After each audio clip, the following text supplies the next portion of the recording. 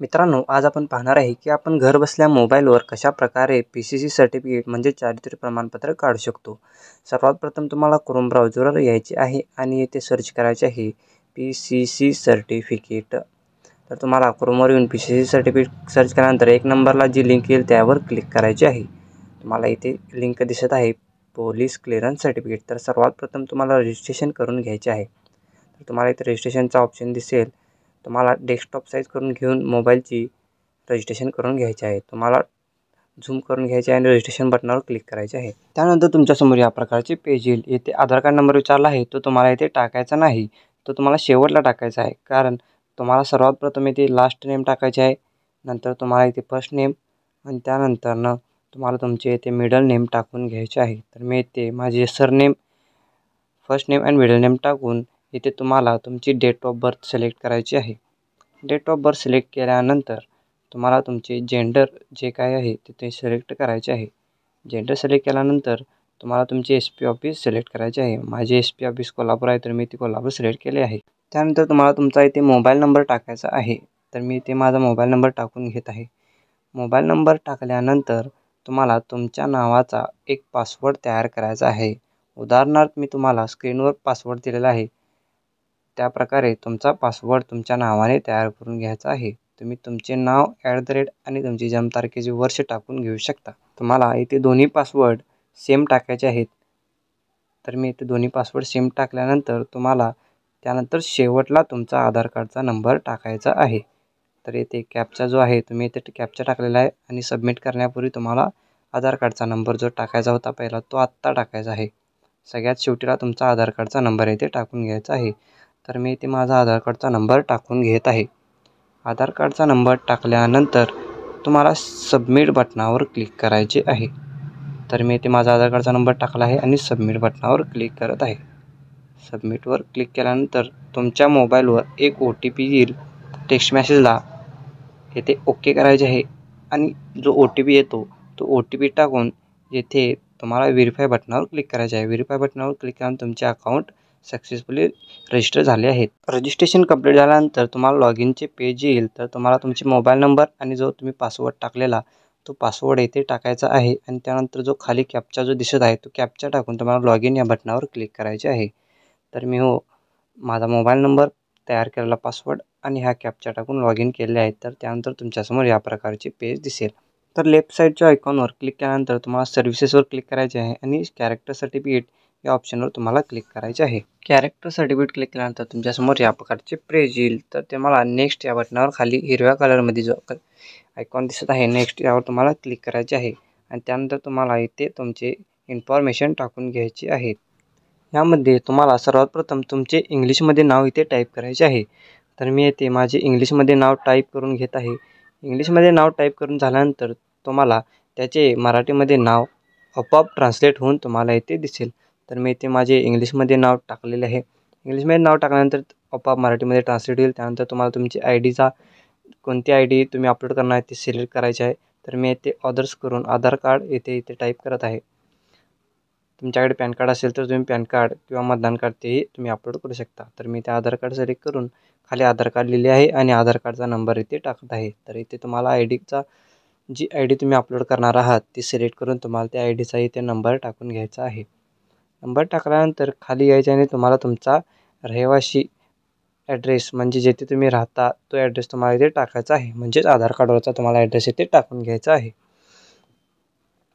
तर मी इथे माझा आधार कार्डचा ॲड्रेस टाकून घेत आहे. तुम्ही इंग्लिशमध्ये तुम्हाला इथे टाकायचा आहे, मराठीमध्ये इथे आपोआप ट्रान्सलेट होऊन जाईल. तर मी इथे माझा जो ॲड्रेस आहे आधार कार्डवरचा तो येथे टाकून घेत आहे.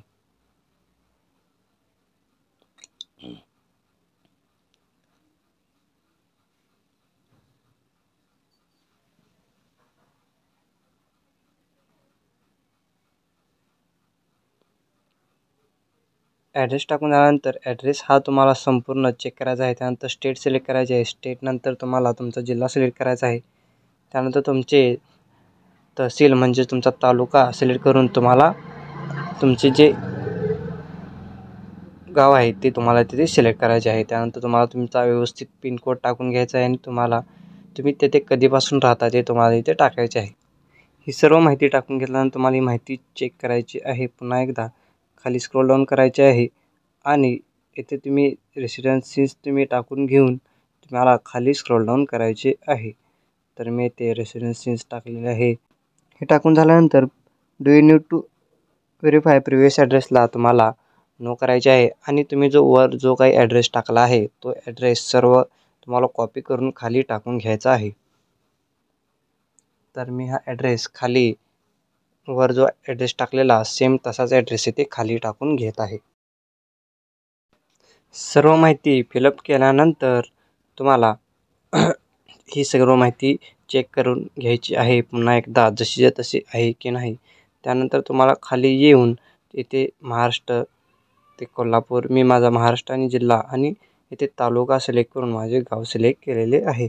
त्यानंतर तुम्हाला पिनकोड टाकून तुम्हाला तुमचा जर काही ॲड्रेस परमनंट सेम असेल तर तुम्हाला या बॉक्सवर क्लिक करायचे आहे किंवा तुम्ही केले नाही तर तुम्हाला जो परमनंट ॲड्रेस आहे तो तुम्हाला इथे टाकावा लागेल.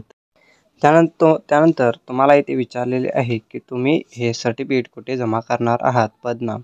तर येथे तुम्ही जेथे सर्टिफिकेट जमा करणार आहात तर मी इथे RTO ऑफिसमध्ये रिक्षा बॅचसाठी काढत आहे. तर मी इथे RTO ऑफिस कोल्हापूर असे येथे टाकत आहे.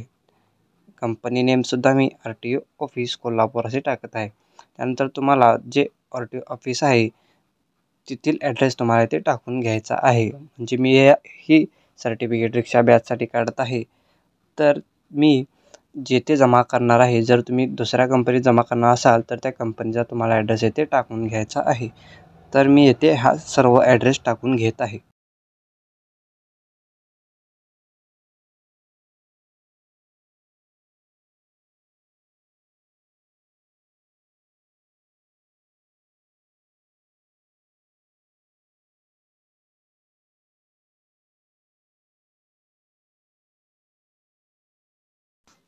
ही सर्व माहिती येथे टाकल्यानंतर तुम्हाला पिनकोड टाकून घेतला आहे आणि त्यानंतर तुम्हाला विचारलेले आहे की तुम्ही मागील 10 वर्षापासून कुठे राहत आहात. तर तुम्हाला तो ॲड्रेस टाकायचा आहे आणि ती तुम्हाला तारीख निवडायची आहे. तुम्ही कधीपासून आणि आत्ता कुठे सध्या राहता. तर तुम्ही कधीपासून राहता तर मी मार्च 1 जानेवारी 2010 पासून राहत आहे. तर मी इथे 1 जानेवारी 2010 सिलेक्ट करत आहे फ्रॉमला आणि 2ला आजची डेट जरी तुम्ही निवडला तरी तुम्हाला चालेल. त्यानंतर तुम्हाला तुमचा पिनकोड येथे टाकून घ्यायचा आहे आणि खाली येऊन नेक्स्ट पेजवर तुम्हाला क्लिक करायचे आहे. नेक्स्ट पेजवर क्लिक केल्यानंतर तुमच्यासमोर या प्रकारचे पेज येईल. तर तुम्हाला येथे विचारलेले आहे विजिबल आयडेंटिफिकेशन मार्क. तर तुम्हाला नो करायचे आहे. तुमच्या अंगावर जे मार्क असेल तर तुम्हाला इथे टाकायचे आहे, नसेल तर नो करायचे आहे. त्यानंतर तुम्हाला विचारले आहे की तुम्ही अरेस्ट झालेला आहात तर नो करायचे आहे. तुम्ही पॉलिटिक्समध्ये आहात सक्रिय तर तुम्हाला नो करायचे आहे आणि तुमच्या अंगावर कोणती केस आहे की ते तर ते तुम्हालाही त्याच्या ऑप्शनवर नो करायचे आहे.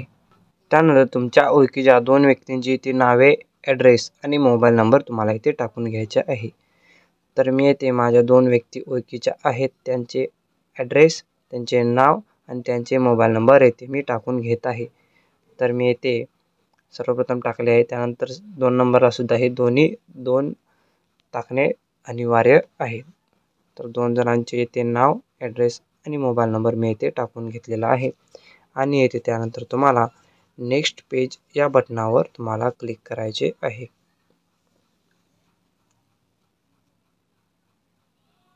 नेक्स्ट पेजवर क्लिक करायचे आहे. त्यानंतर इथे नेक्स्ट पेजवर तुम्हाला तुमचे डिस्ट्रिक्ट विचारले आहेत तर तुम्हाला तुमचे डिस्ट्रिक्ट सिलेक्ट करायचे आहेत. त्यानंतर तुम्हाला तुमच्या जवळचे पोलीस स्टेशन तुम्हाला सिलेक्ट करायचे आहे. तर पोलीस स्टेशन सिलेक्ट केल्यानंतर तुम्हाला इथे प्लेसमध्ये चेकबॉक्सवर क्लिक करून प्लेस तुमचे शहराचे नाव टाकायचे आहे आणि नेक्स्ट पेजवर क्लिक करायचे आहे. सेव्ह करून घ्यायची आहे ही सर्व माहिती. सेव्ह केल्यानंतर इथे तुमचे ॲप्लिकेशन सबमिट झालेले आहे आणि तुम्हाला यानंतर ओके या बटनावर क्लिक करायचे आहे. तुमचा ॲप्लिकेशन नंबर तुम्हाला कॉपी करून घ्यायचे आहे आणि त्यानंतर तुम्हाला ओके बटनावर क्लिक करायचे आहे. ओके बटनावर क्लिक केल्यानंतर आता तुमच्यासमोर डॉक्युमेंट अपलोडची प्रोसेस आलेली आहे. त्यानंतर तुम्हाला सर्वप्रथम तुमचा फोटो अपलोड करून घ्यायची आहे ज्याची साईज 5 ते 20 KB असली पाहिजे आणि उंची 200 पिक्सल आणि रुंदी 160 पिक्सल असली पाहिजे. तर ते कसे करायचे त्याची लिंक मी तुम्हाला डिस्क्रिप्शन बॉक्सवर दिली आहे. त्या लिंकवर जाऊन तुम्ही आरामामध्ये अगदी सोप्या ह्याच्यात 2 मिनटात करू शकता. फोटो अपलोड केल्यानंतर तुम्हाला साईन अपलोड करायची आहे. सिग्नेचरची साईज ही 5 ते 20 KB मध्ये असली पाहिजे आणि त्याची उंची 64 पिक्सल आणि रुंदी 256 पिक्सल असली पाहिजे. याची सुद्धा बिल लिंक तुम्हाला डिस्क्रिप्शन बॉक्समध्ये दिली आहे. त्या एका लिंकवरून तुम्ही फोटो आणि साईनची रिसायझिंग करू शकता. सही आणि फोटो अपलोड केल्यानंतर तुम्हाला येथे डॉक्युमेंट अपलोड करण्याची प्रोसेस आलेली आहे. स्कूल लिव्हिंग सर्टिफिकेट किंवा बोनाफाईड सर्टिफिकेट हे तुम्हाला कंपल्सरी आहे. त्यानंतर तुम्ही इथे आधार कार्डसाठी करू शकता. त्यानंतर तुम्ही इथे रेशन कार्ड पत्त्यासाठी आणि त्यानंतर करंट लाईट बिल हे तुम्हाला सिलेक्ट करून त्यानंतर जे PCC ॲप्लिकेशन असते याचा फॉर्म तुम्हाला एक डिस्क्रिप्शन बॉक्समध्ये देईल. तो फॉर्म तुम्हाला भरून इथे अपलोड करायचा आहे. डॉक्युमेंट सिलेक्शन केल्यानंतर तुम्हाला हिरव्या आयकॉनमध्ये जो पेज आहे त्यावर क्लिक करायचे आहे आणि तुम्हाला इथे चूज फाईलवर क्लिक करून डॉक्युमेंट्स अपलोड करून घ्यायचे आहेत. डॉक्युमेंटची साईज ही 75 ते 100 KB मध्ये असली पाहिजे आणि त्याचे नाव टाकताना तुम्हाला सलग नाव म्हणजे स्क्रीनवर दाखवत आहे तशा प्रकारे तुम्हाला यांची नावे टाकून घ्यायची आहेत आणि अपलोड करायची आहे. म्हणजे तुम्हाला अपलोड करताना काहीही प्रॉब्लेम येणार नाही.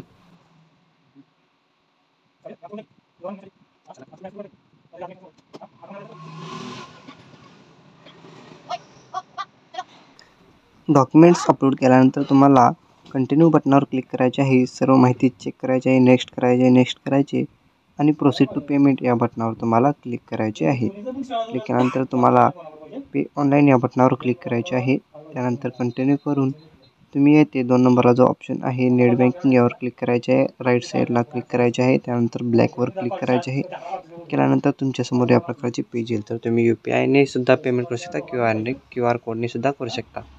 तर UPIवर क्लिक करून तुम्ही पे बाय एनी UPI ID तर तुमच्यासमोर या प्रकारचे ID येतील. तर तुम्ही कोणती एकट्या ॲप्लिकेशनवर तुम्ही हे पेमेंट करू शकता. तर 123 रुपयांचे पेमेंट तुम्हाला असणार आहे ते तुम्हाला इथे करून घ्यायचे आहे. तर तुम्हाला ही पावती सेव्ह करून घ्यायची आहे आणि 8 ते 10 दिवसानंतर तुम्हाला पुन्हा क्रोमवर येऊन PCC सर्टिफिकेट असे सर्च करून 1 नंबरला जी लिंक येते त्यावर क्लिक करायचे आहे आणि तुम्हाला तुमच्या IDवर लॉग इन करायचे आहे. तुम्हाला अप्रूव्ह असा मोबाईलला मेसेजसुद्धा येऊन जाईल. तर तुम्हाला तुमचा मोबाईल नंबर टाकून तुमचा जो पासवर्ड टाकलेला आपण फॉर्म भरायच्या आधी तो फॉर्मवरचा पासवर्ड इथे टाकायचा आहे आणि त्यानंतर कॅप्चा जो आहे तो कॅप्चा इथे खाली फिलअप करून घ्यायचा आहे. कॅप्चा फिलअप करून घेतल्यानंतर तुम्हाला लॉग इन या बटनावर क्लिक करायचे आहे. लॉग इन या बटनावर क्लिक केल्यानंतर तुम्हाला खाली स्क्रोल डाऊन करून ॲप्लिकेशन स्टेटस CFC अप्रूव्ह म्हणून असा मेसेज दिसेल. तर तुम्हाला त्याखाली डाउनलोड सर्टिफिकेट आहे त्यावर क्लिक करायचे आणि सर्टिफिकेट डाउनलोड करून घ्यायची आहे. 8 ते 10 दिवसानंतर तुम्हाला ही सर्व प्रोसेस करायची आहे लॉग इन करून डाउनलोड करण्याची. तर त्यानंतर तुम्हाला अशा प्रकारचे सर्टिफिकेट पोलीस क्लिअरन्स सर्टिफिकेट म्हणजेच चारित्र्य पडताळणी दाखला तुम्हाला मिळून जाईल. तेही 123 रुपयामध्ये फक्त. तुम्ही जर का इतर कुठेही नेट कॅफेमध्ये गेला तर तुम्हाला यासाठी 500 ते 1000 रुपये तुम्हाला चार्ज करतील. तर मित्रांनो, अशा प्रकारच्या महत्त्वपूर्ण व्हिडिओ पाहण्यासाठी या चॅनलला आत्ताच सबस्क्राईब करा आणि या व्हिडिओला लाईक करून तुमच्या मित्राला शेअर करा. चला तर भेटूया पुढच्या व्हिडिओमध्ये.